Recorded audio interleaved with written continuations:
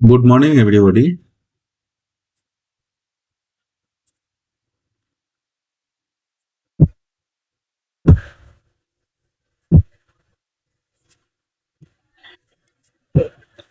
Bajar pre-opening Nifty 28 point minus, Sensex 27 point minus, Bank Nifty 140 point minus. তার মানে flat to negative opening. তো এখানে যেরকম chart একটা বাই পজিশন করলে হয়।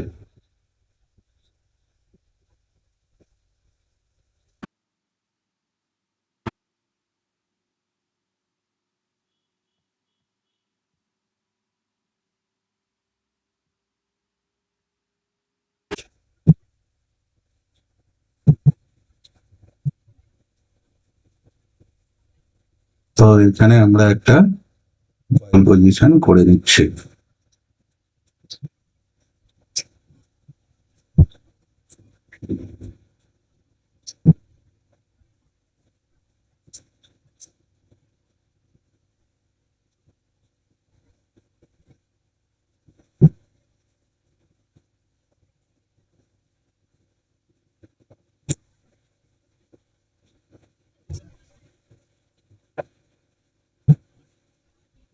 তো এখানে একটা বাই পজিশন করে নিলাম, এখন দেখা যাক কি হয়।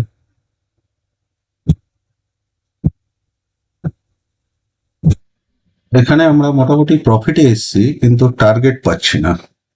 মানে টার্গেটটা একটু ভাবছিলাম যে বড় হবে, এই আপার লেভেল ব্রেকআপ হবে, মানে ব্রেকআপ হবে, সেটা হচ্ছে না। তো কি করা যাবে, একটু অপেক্ষা করে, মানে এই হাই লেভেল ব্রেকআপ হবে সেটা হচ্ছে না, মার্কেট এখান থেকে রিজেকশন নেওয়ার একটা ধান্দা করছে।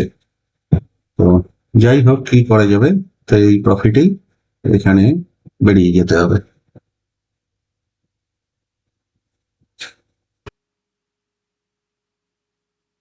তো আমরা আর কি করব, যেটা পেয়েছি সেটাতেই।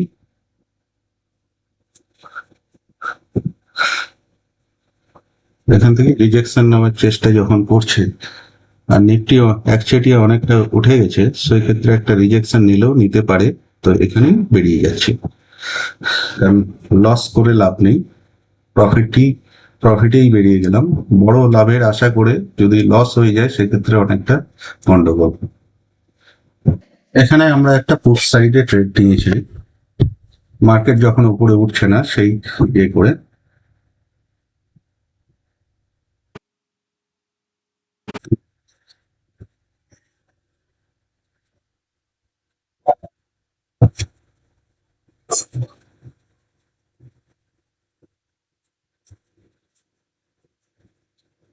তো কিছুটা পুট সাইড ট্রেডে প্রফিট হয়েছে,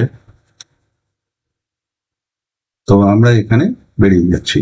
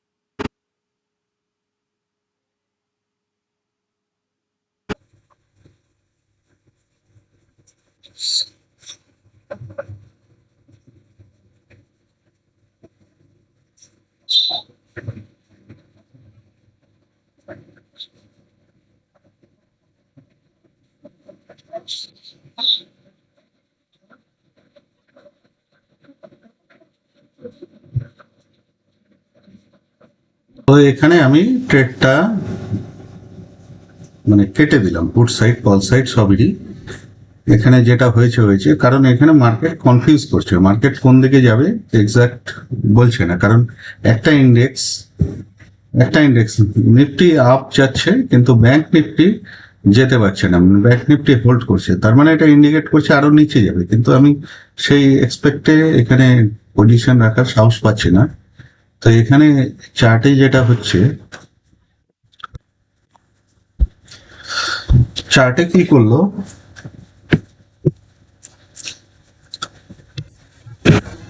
এতদিন ধরে ব্যাংক নিফটি আপ যাচ্ছিল, কিন্তু এখানে কি করলো, এই যে এখান থেকে আগের যে লো, সেই লোটা মেনটেন করতে পারলো না। এখানে কি করলো, এই লোটা ব্রেক করে ক্লোজ দিয়েছে, তার মানে আমার স্ট্র্যাটেজি সেল হওয়া উচিত। কিন্তু এখানে একটা জিনিস হচ্ছে, এখানে সেল এখানে ডাইরেক্ট করা যাবে না, কারণ এখানে যে ক্লোজিং প্রাইসের রেজিস্ট্যান্স নিয়ে নিচে নামার চেষ্টা করছে, মার্কেট এইভাবে ডাইরেক্ট নিচের দিকে যায় না। মার্কেট একটা রিট্রেসমেন্ট দিবে, সব সেলারকে স্টপ লস খাবে, তারপরে নিচের দিকে নামবে। এটা একটা লজিক। আর 2 নম্বর পয়েন্ট, এখানে একটা প্যাটার্ন ফর্ম করেছে, ডবল টপ। তো ডবল টপ আরেকটা এরকম যদি হয়, তাহলে কি হলো, হেড এন্ড শোল্ডার। তাহলে হেড এন্ড শোল্ডার প্যাটার্ন হলে আপ টু এত পর্যন্ত মার্কেট যেতে হবে। তাহলে হেড এন্ড শোল্ডার এরকম প্যাটার্ন এখানে একটা ফর্ম করবে, সব বায়ারদের মনে হবে মার্কেট উপরে যাবে, তারপরে মার্কেট নিচে নেবে। এখান থেকে ডাইরেক্ট মার্কেট নিচে নামার চান্স খুব কম, কারণ এখান থেকে যদি মার্কেট নিচে নামে, তাহলে ডবল টপ হয়ে নিচে নামছে, সবাই দেখতে পাচ্ছে। মার্কেট এরকম ডবল টপ হয়ে নিচে নামবে না, আর ক্লোজিং প্রাইসের এক্সাক্ট রেজিস্ট্যান্স নিয়েও নিচে নামবে না। এ কি করবে, এই প্যাটার্নটা যে incomplete head and shoulder pattern, সেইটাকে আগে কমপ্লিট করবে। ঠিক আছে, এই হেড এন্ড শোল্ডার প্যাটার্ন, তার মানে কিছুক্ষণ অপেক্ষা করে এরকম হেড এন্ড শোল্ডার প্যাটার্নটাকে কমপ্লিট করবে। এই হেড এন্ড শোল্ডার প্যাটার্নটা কমপ্লিট করে এখান থেকে, মানে এই হাই থেকে যখন মার্কেট রিভার্স দিয়েছে, এই হাই এর কাছাকাছি গিয়ে মার্কেট আবার তারপরে সেলিং এ যাবে, কারণ এখানে স্মার্ট সেলার মার্কেটকে নিচে নামিয়ে দিয়েছে। তাহলে মার্কেট এখান থেকে প্রফিট বুকিং হয়ে নিচে নেমেছে, তো মার্কেট ডাইরেক্ট এখান থেকে নিচে নামবে না।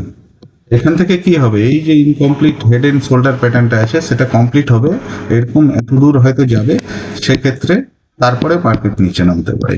কিন্তু এখানে একটা সমস্যা হয়েছে, মানে একটা ইন্ডেক্সের অপোজিটে যাচ্ছে। ব্যাংক নিফটি এখানে হোল্ড করছে, তো নিফটি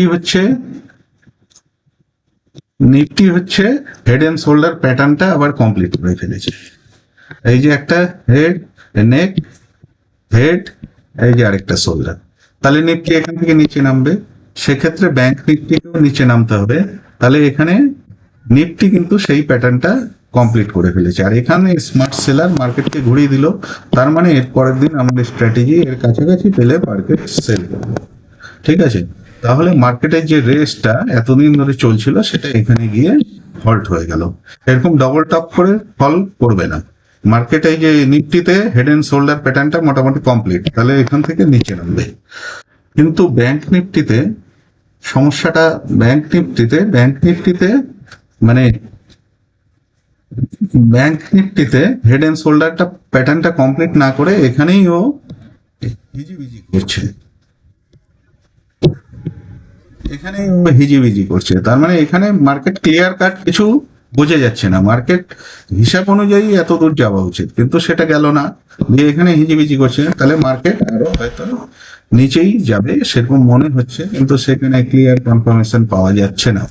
তো সেক্ষেত্রে কি করা হলো, আজকে যেটা পাওয়া গেল সেটাতেই আজকে আমি চলে গেলাম।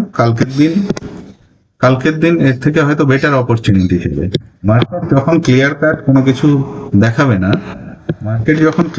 কোনো ডিরেকশন দেখাবে না, সেক্ষেত্রে মার্কেটে না থাকাই ভালো। মার্কেট একদিন একটু রেস্ট নেক, কালকে একটা ক্লিয়ার কাট আমি ডিরেকশন পাবো, তখন দেখা যাবে। ঠিক আছে, আজকের জন্য এইটুকুই, ধন্যবাদ।